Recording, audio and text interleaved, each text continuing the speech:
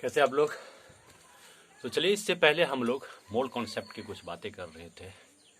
कुछ ही नहीं, बहुत ज़्यादा बात कर लिए थे, लेकिन पता नहीं कुछ समझ में आया कि नहीं। थोड़ा वीडियो भी थोड़ा ठीक नहीं था, इसलिए बोल रहा हूँ।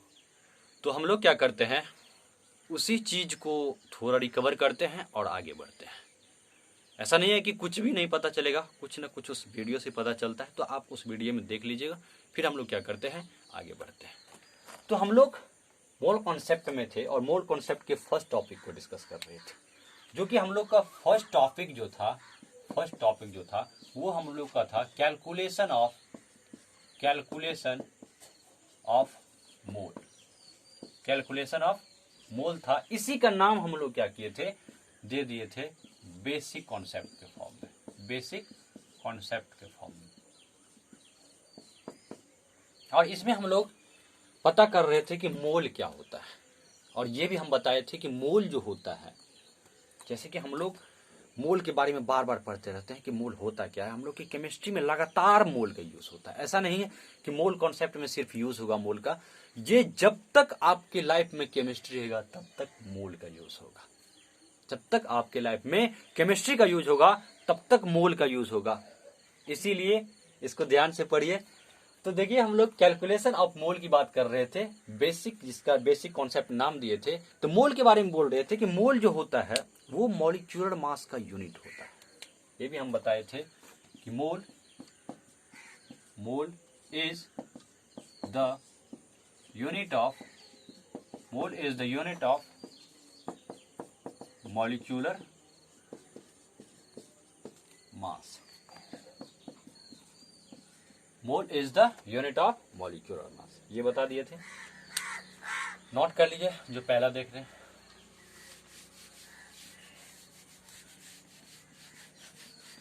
अब हम लोग क्या करते थे, हम जस्ट बता रहे हैं कि मॉलिक्यूलर मास का यूनिट होता है। मोल क्या होता है, मॉलिक्यूलर मास का यूनिट होता है। अब क्या होता है, डिफरेंट एलिमेंट और डिफरेंट कंपाउंड का क्या होता है, मॉलिक्यूलर मास डिफरेंट होता है। डिफरेंट एलिमेंट और डिफरेंट कंपाउंड का क्या होता है, मॉलिक्यूलर मास डिफरेंट होता है। तो भाई, डिफरेंट कंपाउंड और डिफरेंट एलिमेंट का मोल भी अलग अलग होगा, सबके मोल में अलग अलग मास होगा। तो देखते हैं किस तरह से होता है। तो हम लोग क्या किए थे, आपके 10th में जो आप लोग पढ़े हुए थे, तो कुछ एलिमेंट्स का नाम लिए थे, कुछ एलिमेंट्स।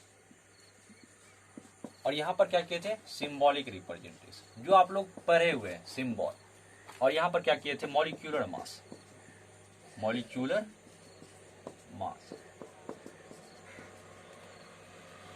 अब एलिमेंट्स क्या क्या पढ़े हुए हैं आप, हाइड्रोजन, कि हम लोग के पास हाइड्रोजन भी होता है। अब हाइड्रोजन को किस चीज से डिनोट करते हैं, H से डिनोट करते हैं। अब हाइड्रोजन का मॉलिक्यूलर मास कितना होता है, तो ऐसे जनरली होता है 1.008 AMU। लेकिन जनरली हम लोग क्या करते हैं, किसी चीज को, किसी कैलकुलेशन को सॉल्व करने के लिए ये 1.008 नहीं लेते। किसी कैलकुलेशन को सॉल्व करने के लिए हम लोग 1.008 नहीं लेते हैं। हम लोग जनरली इसको 1 AMU लेते हैं, 1 AMU, या फिर इसी को हम लोग लिखते हैं 1 म्यू भी लिखते हैं, 1 म्यू भी लिखते हैं, और इसी को लिखते हैं 1 ग्राम भी लिखते हैं। इसी तरह से यदि हीलियम की बात आ गई, तो हीलियम के किससे डिनोट करते हैं, तो He से। इसका कितना होता है, तो 4 AMU, आगे आप लिख लीजिएगा। इसी तरह से आगे बढ़ते हैं। तो जैसे कार्बन हो गया, तो कार्बन को किससे डिनोट करते हैं, तो C से। अब कार्बन का कितना मॉलिक्यूलर मास, तो ये 12 AMU। इसी तरह से यदि नाइट्रोजन की बात आ गई, तो नाइट्रोजन को किससे डिनोट करते हैं, तो N से डिनोट करते हैं। कितना होता है मॉलिक्यूलर मास, तो 14 AMU होता है। अब सुनिएगा ध्यान से, जितना भी किसी एलिमेंट का मॉलिक्यूलर मास होता है, जितना भी किसी भी एलिमेंट का, जैसे हाइड्रोजन का कितना होता है मॉलिक्यूलर मास, 1 AMU, हीलियम का कितना 4 AMU, कार्बन का कितना 12 AMU, नाइट्रोजन का कितना 14 AMU। जितना भी किसी एलिमेंट का मॉलिक्यूलर मास होता है, उतना मास उसके एक मोल में होता है। ध्यान से सुनिए बात को, जितना भी किसी एलिमेंट का मॉलिक्यूलर मास होता है, उतना 1 मोल का मास होता है। कहने का मतलब, इसको नोट कर लीजिए, फिर देखते हैं हम क्या बोल रहे हैं। जब तक लिखेंगे नहीं तब तक थोड़ा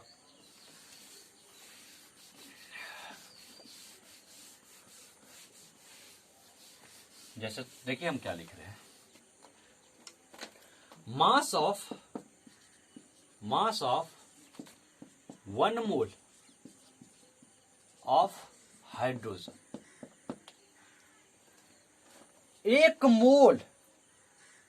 मोल हाइड्रोजन का जो मास होगा उसके मॉलिक्यूलर मास के बराबर होगा। मॉलिक्यूलर मास ऑफ हाइड्रोजन, किसी भी एलिमेंट्स का 1 मोल का जो मास होगा उसके मॉलिक्यूलर मास के बराबर होगा। तो अब देखिए, mass of 1 mole of hydrogen कितना होता है मॉलिक्यूलर मास? तो अभी जस्ट लिखे हैं 1 AMU होता है। कहने का मतलब हम लोग बोल सकते हैं 1 मोल हाइड्रोजन का जो मास होता है वो कितना होता है? 1 AMU। इसी तरह से यदि हम लोग कार्बन का लिखना चाहे तो mass of 1 mole of carbon is equal to कितना? तो 12 AMU होगा कि नहीं होगा? तो फिर देखिए दूसरा देखते हैं।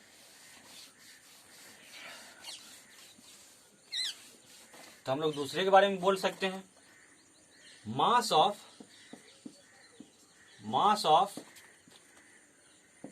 1 mole of carbon is equal to क्या आ जाएगा? मॉलिक्यूलर मास ऑफ किसका? भाई कार्बन का। तो मास ऑफ 1 मोल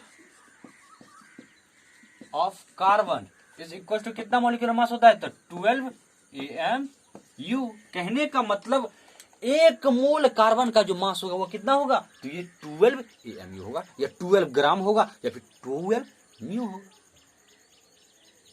अब देखिए 1 मोल, हम लोग 1 मोल कार्बन के मास पता है कितना? तो 12 AMU।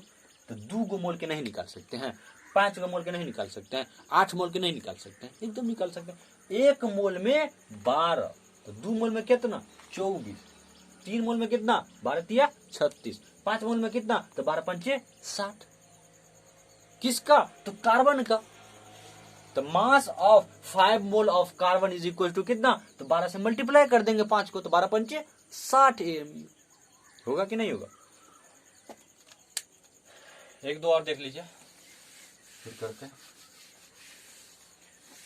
और यदि किसी भी चीज और अदर का पूछ दे, जैसे पूछते मास ऑफ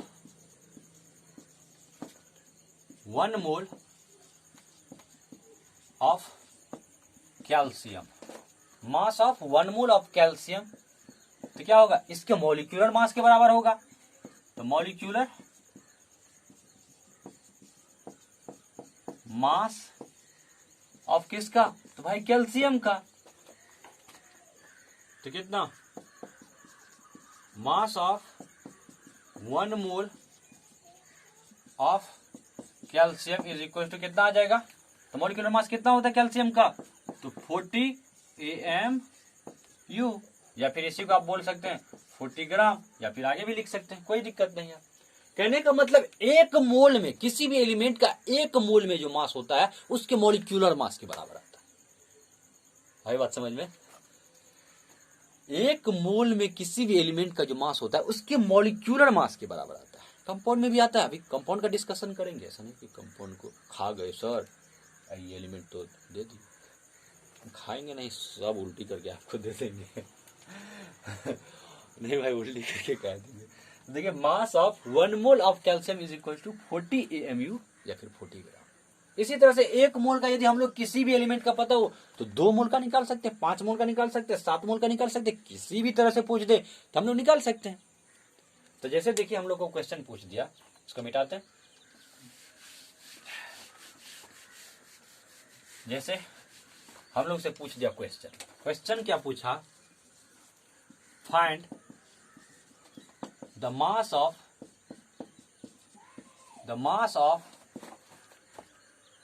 2 मोल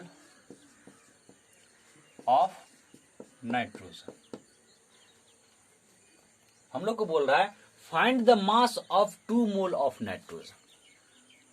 ध्यान से सुनिएगा, हम लोग को पूछ रहा है कि 2 मोल नाइट्रोजन में कितना मास होगा, ये बताइए। 2 मोल नाइट्रोजन में कितना मास होगा नाइट्रोजन का, ये बताइए। तो हम लोग 1 मोल का तो जानते हैं कि इसके मॉलिक्यूलर मास के बराबर होता है। तो सबसे पहले हम लोग क्या करेंगे, यहां पर सॉल्यूशन लिख लेंगे। लिख दीजिए सॉल्यूशन। और ये बात हम लोग को पता है, mass of 1 mole of nitrogen, mass of 1 mole of nitrogen is equal to कितना, तो मॉलिक्यूलर मास भाई। तो मॉलिक्यूलर मास ऑफ किसका, नाइट्रोजन का। तो 1 मोल में कितना,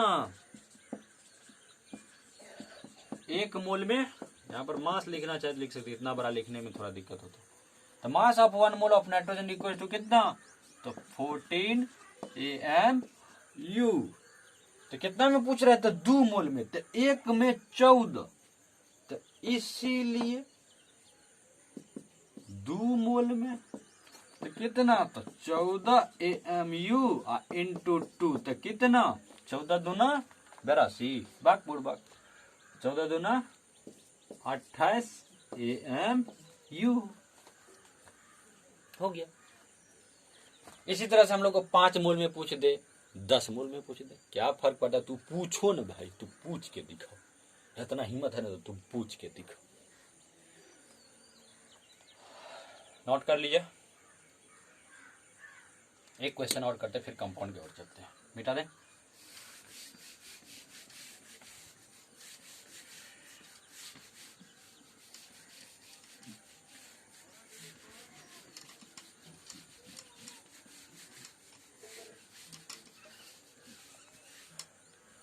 अब जैसे देखिए हम लोग से क्वेश्चन पूछ दिया, find mass of 9 mole of carbon पूछ दिया, find mass of 9 mole of carbon. तो हम लोग सॉल्व करते हैं, पहले आप करके हम लोग के कमेंट बॉक्स में लिख दीजिएगा, फिर हम करते हैं। ऐसा नहीं कि पहले देख लिए तब लिख दिए। तो देखिए, find mass of 9 mole of carbon, तो हम लोग सॉल्व करते हैं। तो हम लोग को पता रहता है मास ऑफ 1 मोल ऑफ किसका, of carbon. Mass of 1 mole of carbon कितना होता है, तो मॉलिक्यूलर मास ऑफ किसका, ऑफ कार्बन का। तो 1 मोल में हम लोग को पता है, 1 मोल में क्या पता है, तो 1 मोल में हम लोग को पता है ये कितना होता है, ये 12 AMU होता है। इसी तरह से हम लोग से पूछ दे 9 मोल का पूछ दे, तो क्या दिक्कत है, 12 AMU इंटू 9, तो 12 नंबर कितना, तो 108 AMU हो गया। नोट कर लीजिए, 1-2 क्वेश्चन देते हैं, आप कमेंट बॉक्स में इसका आंसर बताइए।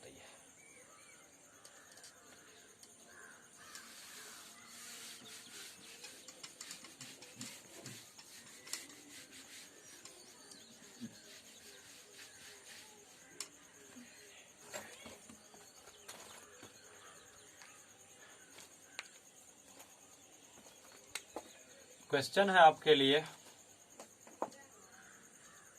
Find mass of 10 mole of neon.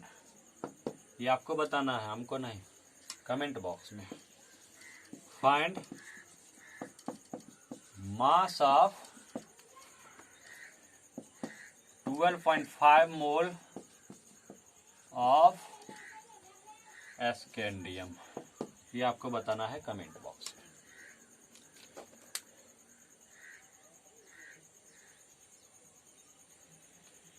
चलिए फिर कंपाउंड की बात करते हैं। कंपाउंड की बात करते हैं।